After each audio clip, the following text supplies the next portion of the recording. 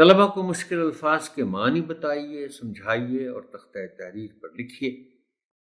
آپ کی آسانی کے لیے چند الفاظ اور ان کے معنی ذیل میں پیش کیے جا رہے ہیں۔ برف پوش، پوش پہنے ہوئے، ڈھکے ہوئے، سو برف پوش ہو جائے گا برف سے ڈھکے ہوئے۔ کوہ، پہاڑ، بعض اوقات پہاڑ کے ساتھ کوہ کا لفظ لوگ استعمال کر جاتے ہیں۔ مثال کے طور پر اگر آپ یہ کہہ دیں یا کوئی بچہ کہہ دے کہ کوہ مری کا پہاڑ یا کوہ مری کے پہاڑ، تو پھر غلط ہو جائے گا، کیونکہ کوہ کے معنی بھی پہاڑ ہے۔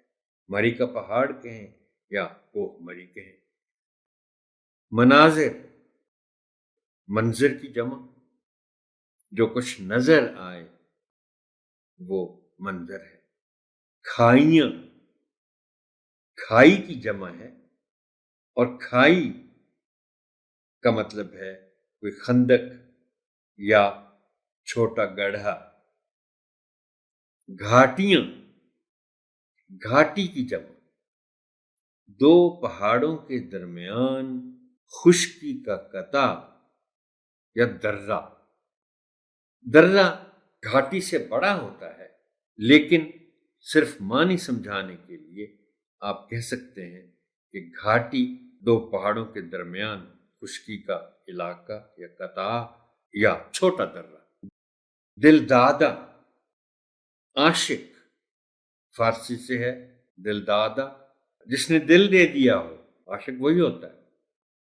آسائشیں، آسائش کی جمع، آرام۔ سبب، وجہ، قابل دید، دیکھنے کے لائق، دید دیکھنا۔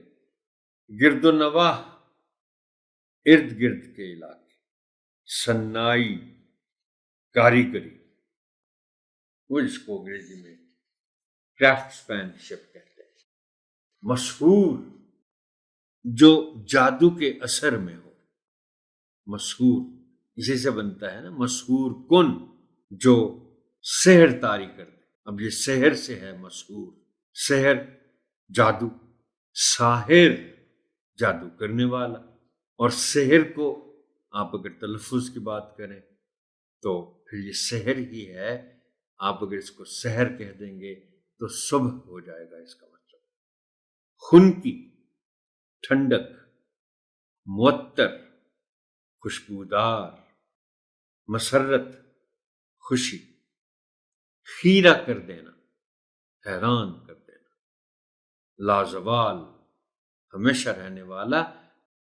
لا کے معنی نہیں اور زوال، زوال ہے، تو لازوال جس کو زوال نہ آئے، یہ اس کے معنی بنتے ہیں، ہمیشہ رہنے